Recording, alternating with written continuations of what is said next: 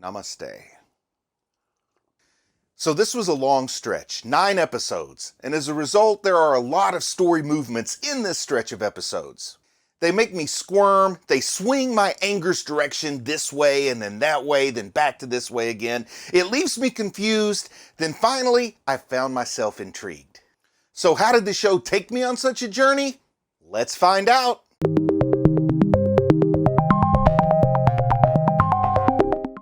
To start out with, I really enjoyed the tension that Elle places on Light, because I'd become quite disgusted with Light at this point. And to see Elle just like lingering there and really making him squirm, letting him act as if he's like a fish on a hook just waiting to be reeled in, I found that to be glorious. And then in a twist that I didn't quite expect, we found that all this tension would culminate in a tennis match, which was kind of fun. You know, they can make things like eating a potato chip extremely dramatic, so I'm sure they can have a lot of fun with the tennis match. And it also teases Elle's background a little bit. Like, we find out that he was from the United Kingdom, or at least he lived in the United Kingdom for part of his childhood.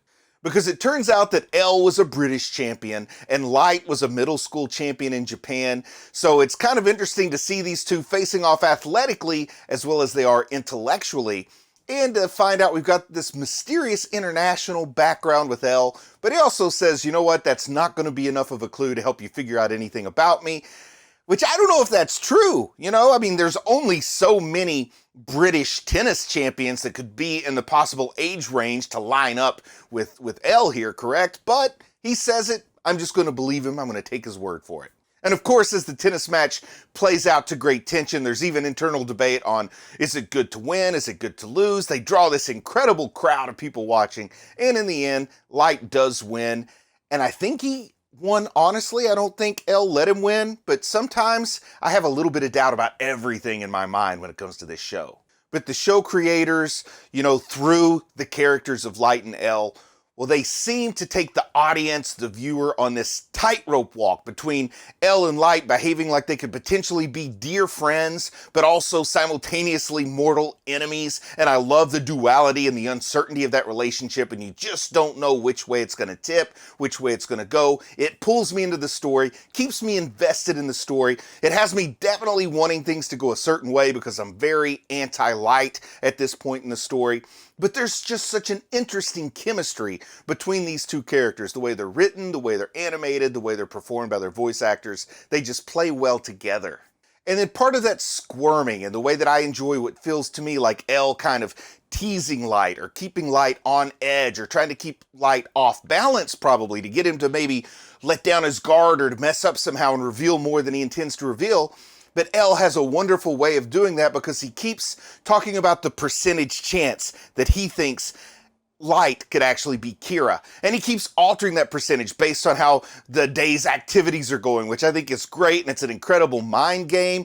I don't know how much of those percentages are legitimate calculations that Elle is making in his mind, because he does seem like the kind of intellect that could do that, and how much of it is also just a mind game, because this guy does seem like a chess player who would do things just to throw Light off balance in this whole investigation. And I can see, you know, that Elle might just be doing this to let Light twist in the wind personally, as well as a lot of other folks from the comments I've seen on the previous reaction videos. I think that rather than like 7% chance, 8% chance, I believe that Elle is nearly convinced that Light is Kira, but he's just looking for that final bit of evidence to take it beyond doubt. But he's throwing these low percentages out to maybe try to just screw around a little bit with Light's head in all of this, which I'm all for, because Light deserves to be messed with, because as I've said before, I find Light pretty despicable at this point in the story. But when Light's father ends up in the hospital with a heart attack, of all things that could possibly happen, I start asking myself, like, would Light actually sink low enough to put his father's name in the death note in order to avoid suspicion? Like, at this point, I find Light so distasteful, so despicable, such an unpleasant and unsavory character that I think he might be capable of this. But of course, his father lives, his father doesn't die, so I think that means Light is innocent in this particular effect. It really was the stress, but I absolutely think that when we hear that Light's father, that the detective, the inspector, had his heart attack. I think that the creators absolutely want our mind to go to the question of, did Light cause this with his death note? Of course, I don't think he did in retrospect, but man, it was great to make me start to evaluate just what depths Light would sink to. And it also helped expose to myself my own feelings about Light, because that is the first conclusion I went to, is that Light did it. So that shows a little bit about what I think of that character. Maybe it elucidates it even more clearly in my own mind to myself than it did before his father went into the hospital. I think it's an excellent story turn. Even though it doesn't really do much with the plot, it makes us sit and contemplate these characters a little bit deeper in that moment. And of course, when the second Kira appears, I don't know it's the second Kira. I just think that Light has sunken even lower, because now he's killing just whoever he wants, willy-nilly, just to make a point, just to exert control, just to manipulate society. So I'm thinking that this person who's already despicable has become even worse. Like, I'm hating him even more, and I just really, really want him to get his comeuppance by the end of the episode. You know, we have this whole television stunt.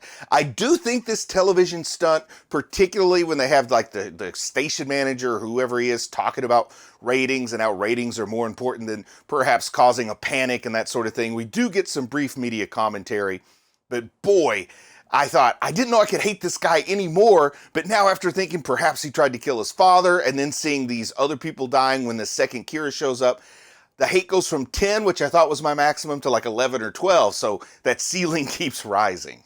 But then, when I learn about Misa, and I've got all that rage, I guess is the right term for it, sort of knee-jerk anger and disgust built up over the recent events at the TV station and all that sort of thing, and the new killing of innocents, so to speak. Well, then I learn about Misa, and all that disdain that had actually built up with Light gets redirected. It gets projected onto Misa, and it has this strange effect where I start to forget how much I hate Light. Like, suddenly, Light's not as bad in my mind because I'm directing all this ire towards Misa. And it's a weird mental trick. And I think it might be a mental trick that the writer of the story did on purpose to try to transition Light to a more sympathetic role. But rather than have Light do something to redeem himself, they just give us somebody to hate even more, because there's like this idea there's only so much hate in your heart. So if you direct it towards one person, the other person's going to get a pass. Kind of like, you know, the old football coach thing, like if your side hurts and you punch your toe, and then your toe hurts and you forget about your side, like you can only hurt in one place at a time. I found out the hard way that's not true. Won't go into that story, but I have hurt in more than one place at once.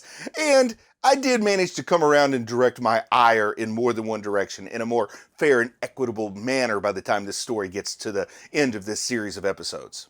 But we do find out that this second Kira, that Misa, is an idol.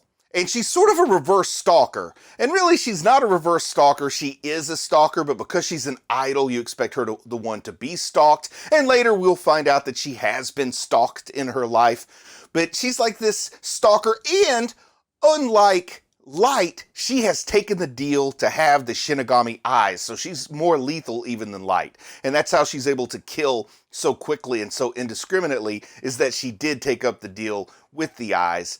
And we do see a little bit of commentary, I believe, on stalking as we see the relationship between Misa and Light play out a little bit more in these next few episodes.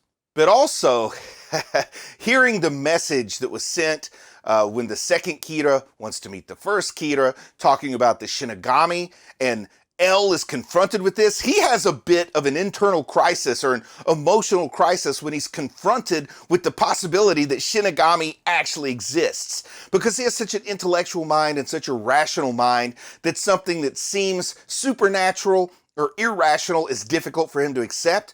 But in the laws of the Death Note universe, in this world, Shinigami have very specific rules that they follow, very specific patterns of behavior that they're bound to. So as long as there are rules, and as long as there is a pattern, and as long as there are manners in which they behave that can be deduced and predicted, well then L really has no need for his emotional crisis here, or his existential crisis perhaps, wanting to understand the real nature of the universe. But he can still figure this out, because if they play by rules, which they do, if they're governed by laws, which they are, he's already figured most of those rules out. The fact that he didn't figure out that the Shinigami was the motor that moves it, really isn't that big of a deal, but he's shaken to understand that there are things in the world that exist beyond what the eye can see. And I thought that was a nice moment to see this person who is absolutely ultra rational, ultra scientific, ultra intellectual, and deductive be faced with this idea of the supernatural, but it's a supernatural that does behave like a science because it does follow rules and laws. And then via the story of a Shinigami named Gelus, Gelus, which I think maybe, it's a Japanese language story, but in English, jealous is a homophone to the word Jealous, jealous. And when we learn more about this character, I wonder if that's an intentional homophone or not. A sound alike, that's what homophone means. Don't get the wrong idea on what I'm saying there. But we learned how to kill a Shinigami. And it was a little confusing for me, but I think I figured it out. The core of it was the Shinigami Gelus fell in love with a human. That human he fell in love with was Misa. And I thought just simply falling in love with a human was enough to kill a Shinigami, but it's not the love, it's what the love made the Shinigami do, because the Shinigami interferes. And when a person is fated to die, when a person's name belongs in the death note and the Shinigami does something to prevent that from happening, prolongs their natural life, interferes with fate, so to speak, motivated by love, well, that is the death of the Shinigami. So at first I simply thought it was falling in love was the way to kill a Shinigami, but it's what love motivated the Shinigami to do, which I guess in theory they could do without love, though I don't know why they would. Took me a minute to understand that concept, but now we know how to kill a Shinigami. And of course we also find, since the Shinigami sacrificed his or herself or their self to save Misa, well, then Misa inherited the years of life that the Shinigami had left, which is a cool concept because we know Shinigami get the years of the people that they put in their death note. So who knows how many years that Shinigami Gelus had to transfer to Misa. So Misa may have hundreds of years left. So giving up half of that to get the Shinigami eyes is not so bad as if maybe you or I or Light gave up half of our remaining years. So that's something we didn't know about when we first found out she had the eyes. But maybe she got them not quite for free, but at a deep, deep discount. And then we also have a new Shinigami introduced in this storyline, and that's Rim. Rim has a design that's very similar, in my opinion, to Ryuk. I mean, there's a different hairstyle and a slightly different color scheme, more gray, less black. Also, in the English dub, I watch it initially in the sub, but in the English dub, it sounds to me like it's pretty clear it's a female voice actor. Now, I could be wrong. I'm not claiming to be an expert on voice analysis and that sort of thing, but I can say that in the Japanese language, the voice acting, I am nowhere near as confident in my ability to distinguish between a male or female voice in Japanese, but in the English dub, it does sound very much like a female voice to me. If I'm wrong, I apologize. And I also kind of take the approach that Shinigami are ultimately genderless, but some seem a little bit more masculine like Ryuk, some may seem a little bit more feminine like Rim, but we do get the new character introduced. I'm maybe a little bit disappointed at just how similar the design between Rim and Ryuk is, because we know that there's this vast spectrum of appearances that a Shinigami can have, and to have the two primary Shinigami, at least so far in the story at this point, look so similar seems like a missed opportunity to me for some variation in character design. But also I can see how they maybe wanted to play them in the story as sort of two sides of the same coin, or two versions, two people hanging over the shoulders. They want one a little darker, one a little lighter, and they wanted them to slightly mirror one another. I'm just guessing and speculating there, but personally, from an aesthetic point of view, I wouldn't have minded if Rim looked a bit more different from Ryuk than Rim does. But we do get to see Light's cold manipulation of Misa, which snaps me right back into remembering just how much I dislike Kira. And it gets me to this point where, even though I also dislike Misa strongly, I start to see her as a pawn and as Light's pawn, and she's a stalker and she's a little bit obsessed with Light, and that makes me be able to place, I think, more of the ire and the rage that Light deserves back on him, while still maintaining, I think, a respectful amount of disdain for the second Kira, for Misa as well. But I can see her as misguided and maybe a little upset, emotionally vulnerable, whereas I see Light as absolutely cold and psychopathic. And as I said before, it makes a little bit of a statement about stalking, but it also makes a statement about cyber stalking here, because this was in 2007. I know before I messed up by about 10 years and talked about the 90s, because I actually had Trigun in my mind when I was saying that. But no, this is like 2007, like 15 years ago.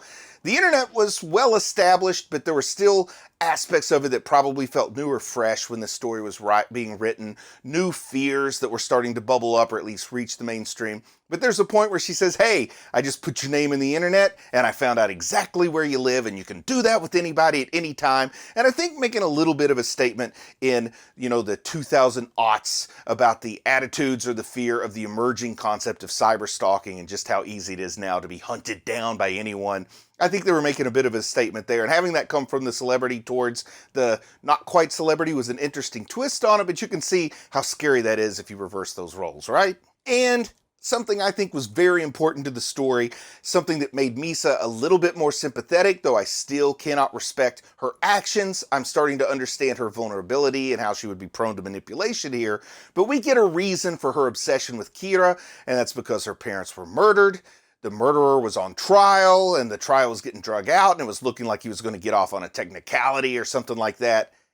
And then Kira stepped in, used the death note, killed the killer, punished the murderer of her parents. Therefore, she's grateful to Kira forever. She's obsessed with Kira, and of course, through events becomes the second Kira, and holds back nothing and wants to be as devoted and as loyal and, quite frankly, as much a tool of Kira as she can possibly be.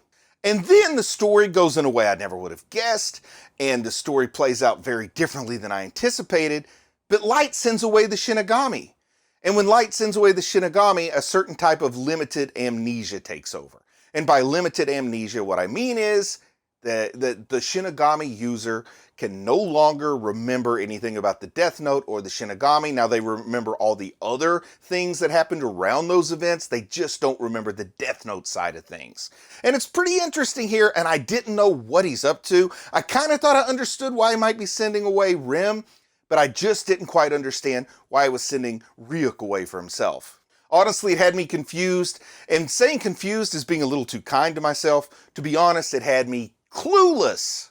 But L admitted he had no clue what was going on either, so I felt a little bit better about myself. I'm on the same level as L, who's being portrayed as one of the greatest minds on Earth, so if he could be confused by a story in which he is like the super smart guy, then it's okay for me as a casual viewer to also be confused about what the heck is going on here.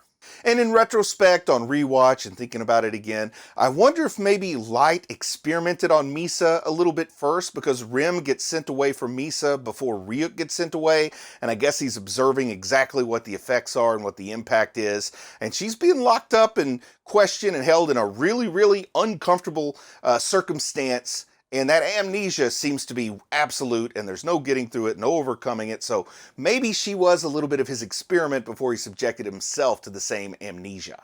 And also, this part of the story, when Light is locked up in a cell, it helped to further define that father-son relationship. Because if you remember, I was convinced that Light would kill his father when his father wound up in the hospital, but I never quite understood how his father felt and what the relationship from the father to son direction was until we have Light locked up in a cell.